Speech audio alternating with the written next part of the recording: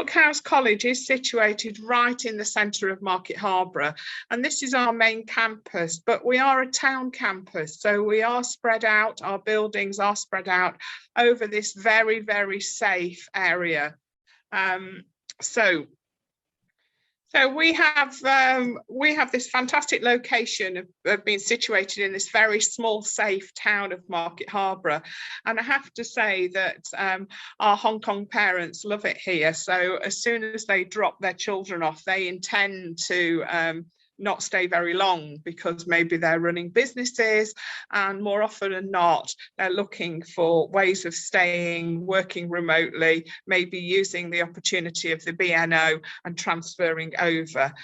So I think we've got 3 Hong Kong parents just at the moment who are looking to stay permanently and are working remotely and really avoiding going back to do the 21-day quarantine. They're sort of saying they might as well stay here and work for a while and then return. So boarding school, well, when you're talking to your children about boarding school, I'm sure that often they have visions of a Harry Potter style boarding school and accommodation. And this is where I have to correct people really and say, actually, our accommodation is more like this. Do we need anybody having translations as we go along, or am I okay just waltzing along in English? I think it's okay, yeah, in English. A lot of Hong Kong parents do speak English. When I've been there, everyone speaks English, so so thank you. So this is a sterile looking photograph of some of our examples of accommodation. They were taken at the time when they were prepared, ready for new students to arrive. We always encourage our students to personalise their accommodation by putting posters and maybe their own quilt cover and having their own things around. If anybody is interested in seeing more about the accommodation, what it looks like, and a virtual tour, there is a link in the presentation to go onto the website for the virtual tour. Again, parents often say to me, is it mixed accommodation like we've seen in Harry Potter and in films? And no, it's not. It is more a single accommodation, single rooms en suite where we can, and it's common rooms that are single gender. Again, there's a YouTube video here for anyone to look at in their own time and check it out. We can always look if we have time throughout the presentation, but I doubt we will. But, okay, so the ethos of the school, we've got over 60 different nationalities, and a quick count up this morning, we've got 65 nationalities, and many of them are British. We're a non-selective international boarding college, so that means that if we do have any entrance tests or assessments, they are really to assess where best to place the student within the school. So that is how we use our assessment, not to say yes or no in terms of achieving a benchmark in order to ascertain a place within the school. We have pre-sessionals available and English language support. So even if a student is from an English-speaking nation, sometimes they might want to improve their English in terms of study skills English, ready to take an IELTS test for university, or just to improve their written English communication for assignments and exams and the like. We have flexible entry and study, and we've got a co-curricular program, extracurricular program, which we call our enrichment program, which is, we've invested more money in it this year. So there really are lots of exciting opportunities for your children to participate in over and above the study aspect of the school.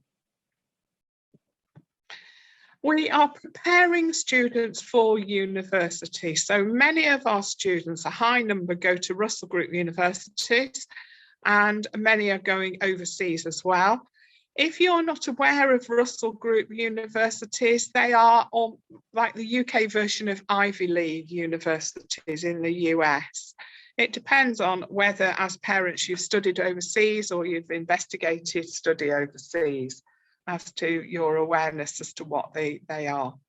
Out of 42 applications, 41 offers were made from Russell Group universities last year. So there is a lot that are going to the top universities.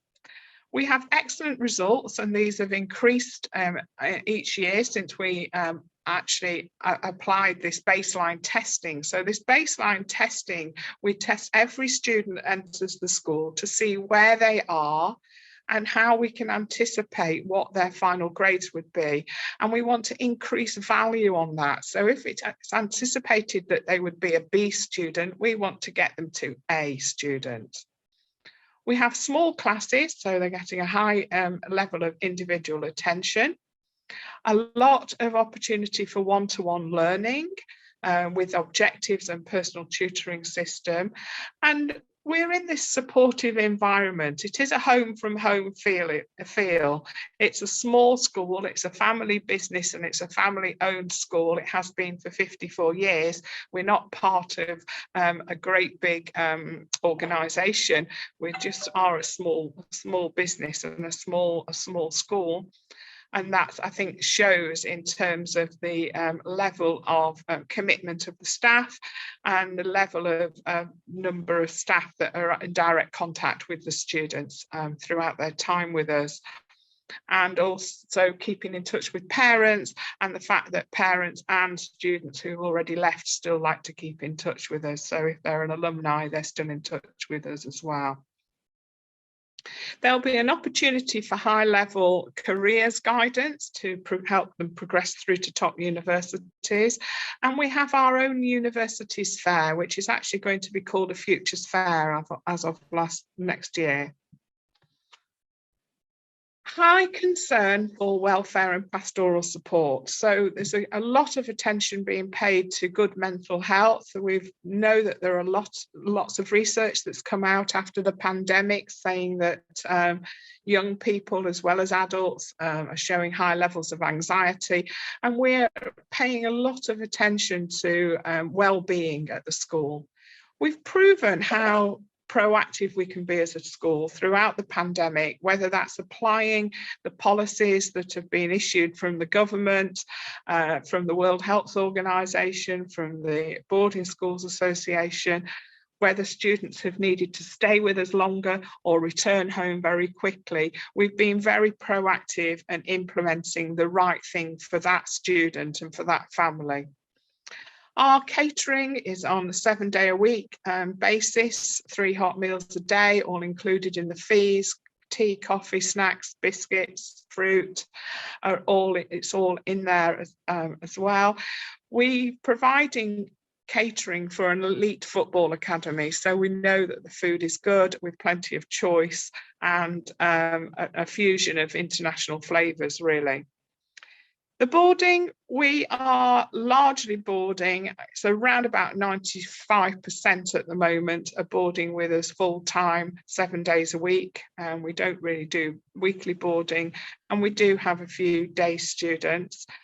Pastoral care, as I say, highly looked after. So if you've got your child in boarding accommodation, then you will have a residential tutor who's taking care of them 24/7.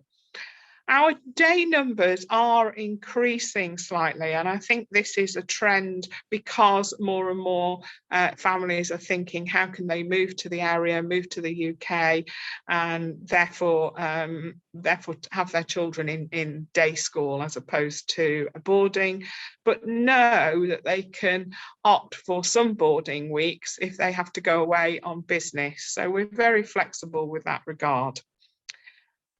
The students who are registered with us are also able to have any health care through the National Health Service. So this is not only us at Brooke House, but any school. And at Brooke House, we have our own medical centre, we have our nurse, our physio, and our sports psychologist as well. Again, in terms of the timing, this is a video that you could have a look at in your own time, or I can show you at the end. We have a new principal this year, Mr. Ian Smith, and he's brought two very innovative projects. One is high performance learning. I'm sure you will have heard of gifted and talented students, but this is recognising that every student in the school will be treated as a high performance learner and will be given the tools to excel in their particular area. And another project is this 8 billion ideas, which is about developing entrepreneurial skills within students and to go forward as global citizens in the workplace. So our college really is aimed at 11 to 19-year-olds. We have at the lower level between 11 and 14, Key Stage 3 education, GCSEs for 14 to 16-year-olds, A-levels at 16 plus, and the University Foundation programme, which is usually for 17 plus. So there are options to opt out of the Hong Kong diploma at various stages, excuse me, and move in. You can enter the school at any age along here as well. We're very flexible in terms of our entry points. Our university destinations for 2021, some examples are here, as well as some of the overseas universities as well. Over the recent years, we've had traditionally gone to red brick or very traditional older universities that have been here for hundreds of years. Famous Hong Kong alumni. So you may know some of these guys that were with us for a while. So you'll certainly know, if you're a football fan, you'll know some of the football teams, I'm sure. And Mark has certainly helped us. He was the international player, but he was captain of the Hong Kong team, this guy here, and he's helped us at some of the fairs in Hong Kong, the British Council fairs, and being very representative. And you can look them up and have a look and see where they are now, what they're doing. Again, we have a football academy, which is optional to run alongside the academics. And these are some of the international appearances that the footballers have been involved with, and there are plenty from Hong Kong here on this side. And really, that's it. I'm asking people to follow us and share, follow us on Facebook, Instagram, and if you want any more information, speak to Top Courses, speak to